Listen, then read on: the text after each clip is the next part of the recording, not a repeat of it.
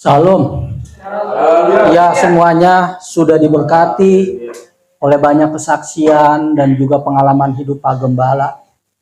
Bagaimana mengalami Kristus itu ya harus nyata. Sehingga kalau nyata kita bisa bersaksi bahwa kesaksian kita itu memang Tuhan ada. Tuhan hadir sebagai Allah Jehovah Syamah. Karena dia ada di eklesia, ada juga di tempat saya yang dekat gunung di Bogor, ada juga mungkin di tempat saya dulu di Kalimantan, di pedalaman, di hutan yang paling kelam dan paling gelap sekalipun, bahkan di Papua, bahkan di seluruh bumi, Tuhan kita itu tetap eksis, ada, ya dan amin. Yang kita sebut Allah yang menjadi manusia, yang turun di dalam Roh Kudus, itu yang kita percaya. Sehingga GPDI itu lambangnya itu api Roh Kudus ya. Dan GPDI itu gereja yang paling tua. Gereja yang udah usianya ratusan tahun, 100 tahun lebih. Dibanding gereja-gereja lain yang mengikuti pelayanan efek daripada karismatiknya Pentakosta GPDI. Jadi gereja itu berkembang dan kita harus mengenal Allah yang benar, Allah yang benar. Jika kita tidak mengenal Allah yang benar, kita akan menyembah Allah yang tidak bisa buat mujizat. Allah yang tiap saat disembah, tiap saat diminta, tiap saat dipertanyakan eksistensinya. Bahkan dikatakan di dalam kitab Yesaya, kami menyembah sesuatu, bukan menyembah seperti yang ilah-ilah ada di zaman itu yang punya mata, yang punya bentuk visual, tetapi tidak bisa pernah berbuat apa-apa. Jadi itu pernah dibuktikan oleh Elia. Elia mengalahkan nabi-nabi Baal sebanyak 300 lebih. Dan dia menang. Karena dia menyembah Allah yang benar. Kita harus percaya bahwa Allah yang kita sembah itu Allah yang ya dan amin. Allah yang kita kenal hanya di dalam nama Yesus Kristus. Tidak ada yang lain. Ia Allah yang punya kerajaan surga, menjadi manusia. Setelah menjadi manusia, dia mati di kayu salib dan dia bangkit dari antara orang mati. Itu yang harus kita jadikan fenomena yang tidak ada nabi-nabi yang lain yang seperti Yesus Kristus. Memang ada di Alkitab dicatat. Ada 3 manusia yang tidak mati di Alkitab. Yang pertama Henok, yang kedua Elia, dan yang ketiga Yesus Kristus. Tapi Henok dan Elia itu pengalamannya berbeda dengan Yesus Kristus. Yesus langsung terjun hidup di zaman Kaisar Tiberius. Dia mengajarkan, dia memuridkan, dia melatih murid-muridnya itu dengan sistem kerajaan Allah yang baru. Kita akan belajar saat ini bagaimana mengenal Allah yang benar. Dan ketika kita sudah mengenal Allah yang benar, kita harus menyembah Dia. Di dalam Yohanes 4 ayat 23 dan 24, yuk kita buka dulu ini. Ada banyak bangsa menyembah Allah. Yohanes 4 ayat 23 dan 24. Ada banyak bangsa menyembah Allah di zaman itu. Ini berbicara ketika Yesus duduk mengajar kepada wanita Samaria. Ingat ya, wanita ini jatuh dalam dosa perzinahan. Itu dosa yang paling parah. Bagi hukum Yahudi, wanita yang berzina, dia harus mati, dirajam oleh batu. Dan Yesus berhadapan dengan orang ini dengan sistem yang enggak menghakimi. Tapi dia berkata, tetapi saatnya akan datang, dan sudah tiba sekarang, bahwa penyembah-penyembah benar akan menyembah Bapa dalam roh dan kebenaran. Sebab Bapa menghendaki penyembah-penyembah demikian. Ayat 24-nya. Allah itu roh, dan barang siapa menyembah Dia, harus menyembahnya dalam roh dan kebenaran. Saya minta maaf, mulut saya agak cadel dikit, apa gimana, nggak tahu, karena tekanan darah saya tuh naik 157/60, jadi agak naik darah, dan sempet tangan begini, kayak gini, dan puji Tuhan, masih tetap bisa eksis karena Tuhan baik. Intinya itu aja lah. Tuhan baik, masih bisa saya berharap kepada dia selama-lamanya. Yang ayat 24-nya Bang, tolong Bang. Allah itu roh, dan barang siapa menyembah dia harus menyembah dalam roh dan kebenaran.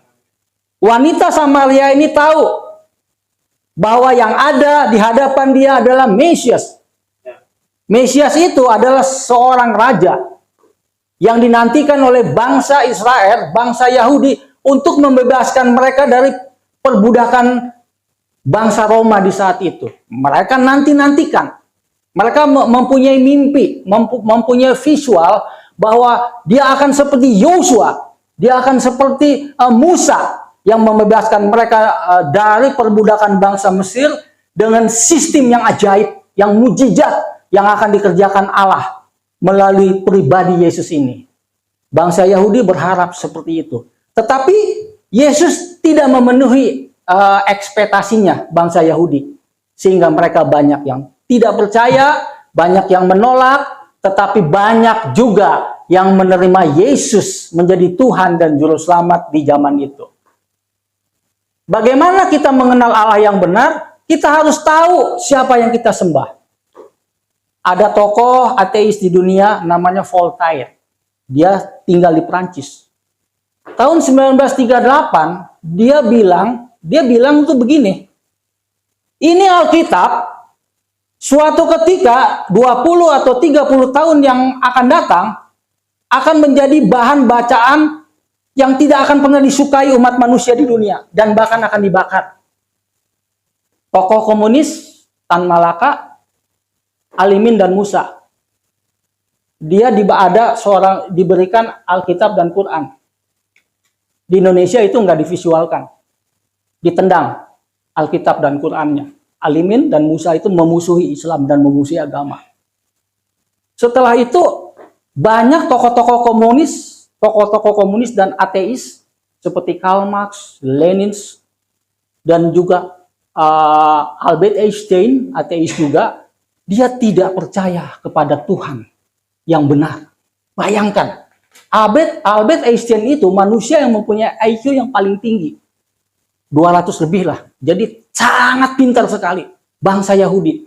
Tetapi dia meragukan bagaimana Allah itu ada, bagaimana Allah itu hadir, bagaimana Allah itu menjamah Pak Gembala, menjamah saya, menolong kita semua. Walaupun kita ada kecewa, ada disappointed, bahkan kita bertanya, Tuhan, di manakah Engkau? Dan Tuhan menjawab, yes, I am.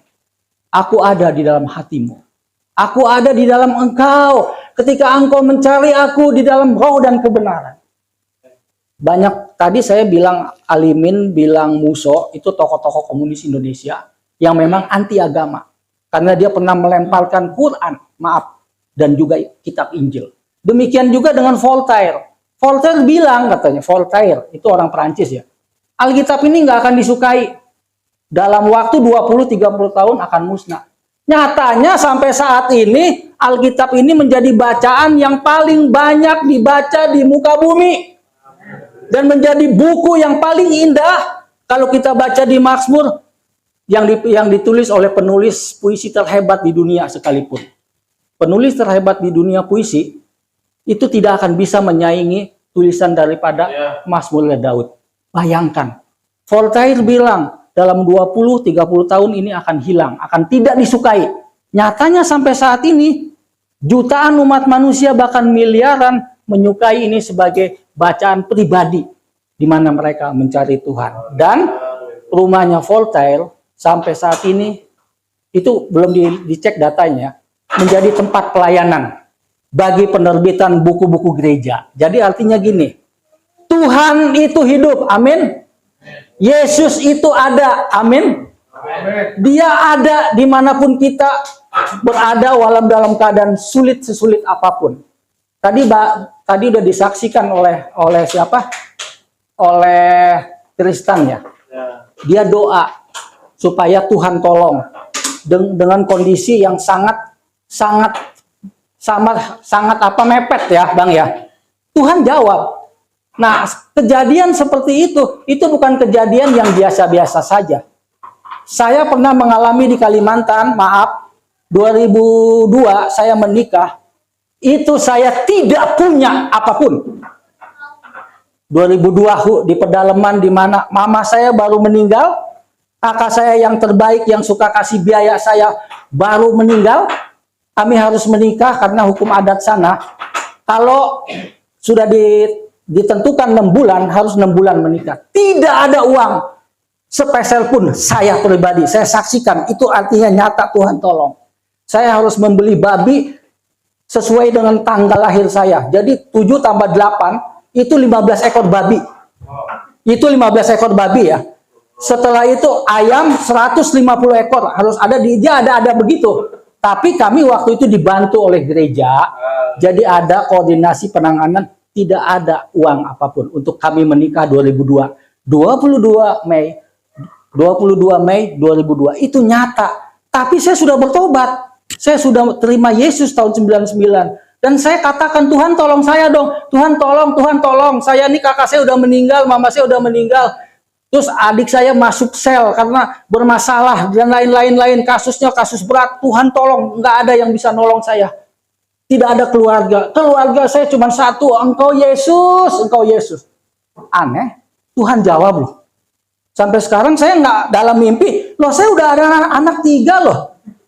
Yang satu mau jalan 21, dan yang satu SMA kelas 3 mau ujian, dan yang satu SMP kelas 3 lagi.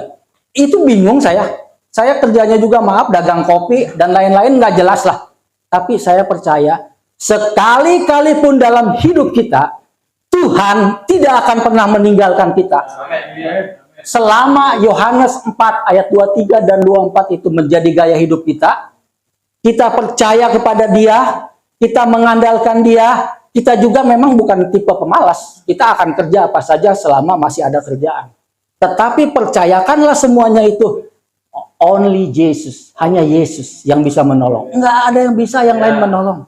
Maaf kalau kita udah mau di sel, di kantor polisi, mau digebugin, tidak ada yang bisa menolong kita. Cuman satu pribadi yang mampu menolong, Yesus. Ringankan semua perkara ini, sehingga Engkau yang akan menolong aku sepenuhnya dan secepatnya. Kita harus menyembah Allah yang benar. Banyak sembahan, dewa-dewa, banyak sembahan yang boleh kita sembah. Bahkan kita mau menjadi ateis pun tidak masalah. Tetapi satu hal yang pasti, kita harus menyembah Allah yang benar. Karena kalau Allah yang benar, Dia Allah yang akan menolong kita. Selama Pak Gembala tadi bilang, saya mengaku bersalah. Ini semua kesalahan saya. Saya tidak limpahkan ke sana, tidak limpahkan ke sini, tidak limpahkan ke sana. Saya mengakui eksistensinya. Kalau saya siap akan dihukum. Kalau saya akan siap diperkarakan. Tapi tolong Tuhan, tolong berikan juga kepada pimpinan saya satu kesempatan. One chain against. Supaya saya diberi kesempatan untuk boleh bekerja lagi. Dan Tuhan jawab. Dan Pak Gembala sudah saksikan. Ada banyak hal-hal yang ajaib yang akan Tuhan kerjakan. Ada banyak hal-hal yang ajaib yang akan Tuhan kerjakan. Sebagaimana kita mampu menampungnya dan mampu kita mempercayainya. Sebagai ayat penghabisan, yuk kita kuatkan firman Tuhan ini di dalam Yohanes 17 ayat 2 dan 3. Kita harus menyembah Allah yang benar. Yang pertama, jangan salah menyembah. Karena kalau salah menyembah nanti kita nyesel. Makanya ada timbul kan, ateis, komunis, paham-paham lain karena dia salah mengenal Allah yang benar. Tapi kita nggak salah datang di sini. Kita menyembah Yesus, kita nggak akan pernah salah. Ini Yesus, Yohanes 17, Yesus berkata kepada para muridnya. Dia menjanjikan sebuah statement, sebuah makna, sebuah konsep bahwa aku adalah seperti ini. Bahwa engkau jika percaya kepadaku, engkau sudah ada bersama-sama aku di dalam kekekalan. Yohanes 17 ayat 2, sama seperti engkau telah memberikan kepadanya kuasa atas segala yang hidup, demikian pula ia akan memberikan hidup yang kekal kepada semua yang telah engkau berikan kepadaku. Yang kedua, yang pertama, menyembah Allah yang benar, jangan salah kita menyembah yang pertama. Sehingga kalau salah kita bisa jadi ateis loh. Akan mempertanyakan Tuhan, oh Tuhan nggak benar, Tuhan nggak menjawab doa saya. oh Tuhan itu bullshit, oh Tuhan itu nggak nyata, kita bisa menjadi ateis. Yang kedua, Yesus memberikan hidup yang kekal, yang ya dan amin. Percaya nggak nih? Ini eventnya hebat nih. Dikatakan bahwa sama seperti engkau telah memberikan kepadanya kuasa atas segala yang hidup, demikian pula ia akan memberikan hidup yang kekal kepada semua yang telah kau berikan kepadaku. Kita semua. Amin. Yesus adalah jaminan hidup yang kekal. Yang ketiga, di Yohanes yang ketiganya. Inilah hidup yang kekal itu, yaitu bahwa mereka mengenal engkau, satu-satunya Allah yang benar, dan mengenal Yesus Kristus yang telah engkau utus. Jadi, Allah yang benar itu Allah yang ada di dalam Yesus. Allah yang kita sembah ini Allah yang nggak salah. Betul nggak? Ya, aku menyembah Yesus sebagai Allah yang benar. Tidak ada lagi sembahan yang lain. Selama-lamanya bagi aku, keluargaku, dan keturunanku. Itu ya, seperti dalam Yosua 24, tadi ayat 15 yang Pak Gembala bagikan. Dikatakan inilah hidup yang kekal itu, yaitu bahwa mereka mengenal engkau satu-satunya Allah yang benar, dan mengenal Yesus Kristus yang telah engkau utus. Jadi nggak akan pernah salah kalau kita menyembah Yesus. Karena dia adalah, yang pertama, dia Allah yang benar. Dia adalah Tuhan. Dan dia juga adalah juru selamat. Yang kedua, dia memberikan hidup yang kekal. Dia memberikan hidup yang kekal, dan dia juga adalah Allah yang benar dan Allah yang memang layak disembah. Yang keempat, Yohanes 17 ayat 6. Nah, ini yang paling penting di antara semua pengenalan kita kepada menyembah Allah yang benar. Ini ya, ini nih. Ini namanya nih, nama Allah kita ini. Aku telah menyatakan namamu kepada semua orang yang engkau berikan kepadaku dari dunia. Mereka itu milikmu, dan engkau telah memberikan mereka kepadaku, dan mereka telah menuruti firman-Mu. Dinyatakan, aku telah menyatakan namamu ya Bapa, bahwa nama engkau adalah aku. Dan aku telah memerintahkan apa yang engkau perintahkan kepadaku. Tidak ada satupun yang salah ya Bapa. Namamu itu, nama Allah itu Yesus. Tidak ada yang lain. Kalau di sini di teks ke dalam bahasa Ibrani dan bahasa lainnya, ya Allah kita itu Yesus namanya. Nggak ada yang lain. Makanya kalau kita doa, kita layak. Tuhan Yesus jawab doa-doaku. Seperti aku mengalami masalah apapun, engkau lebih tahu dari apa yang akan terjadi bagi hari-hari selanjutnya. Sebab kalau kita benturan dengan ini, kita bisa jadi ateis loh. Kita bisa juga seperti Voltaire, seperti Alimin dan Musso, seperti tokoh-tokoh komunis, Lenin dan lain-lain. Dia mempertanyakan eksistensinya Tuhan. Tetapi ketika kita melihat bahwa Yesus adalah Allah yang benar itu, yang pertama, Yesus adalah Allah yang benar. Yang kedua, dia memberikan hidup yang kekal. Yang ketiga, dia adalah juru selamat. Dan yang keempat, dia adalah Yes. Dia itulah Allah sendiri yang menyatakan namanya datang ke dunia. Dan namanya layak disebut Allah Bapa, Allah Putra, Allah Yesus sekalipun kita layak menyebutnya. Karena ini bukan sesat. Karena kita gereja Pentakosta sudah ratusan tahun, dia mempercayai bahwa Yesus adalah Allah yang sesungguhnya, Allah yang benar. Itulah yang kita jadikan patokan, bahwa jangan menyembah Allah sembarangan. Sembahlah Allah yang benar. Allah yang benar itu ada hanya di dalam Yesus Kristus. Sebetulnya kalau di tempat ini levelnya tuh udah bukan ini, levelnya beda. Cuman ada yang senang saya itu ateis, komunis. Karena kalau kita kecewa dengan keadaan yang kita alami saat ini, kita bisa mempertanyakan Tuhan. Tuhan, di manakah engkau berada saat momen ini terjadi dalam hidupku? Saya menyaksikan apa itu sesuatu yang udah saya alamin. Dan saya ngalamin semua itu ditolong oleh Tuhan Yesus Kristus. Hanya Dia yang tahu. Hanya Dia yang layak terima hormat, pujian, kemuliaan. Saya bukan dari keluarga yang the have. Saya tidak punya apa-apa. Kalau the have tuh dia punya warisan, heritage-nya banyak. Saya nggak punya apa-apa. Ketika mama saya meninggal, kakak saya yang ada duit meninggal, saya hanya punya satu patokan. Yesus Kristus yang akan menolong saya selama-lamanya sampai kapanpun. Terima kasih firman Tuhan sampai saat ini, dan saya berikan kepada kita supaya kita lebih meyakini bahwa sekali Yesus tetap Yesus selama-lamanya, karena dia layak dijadikan sembahan bagi kita, bagi keluarga kita, bagi apapun yang kita gumuli dalam hidup ini. Firman Tuhan memberkati kita, dan biarkan nama Tuhan Yesus saja yang dipermuliakan. Amin.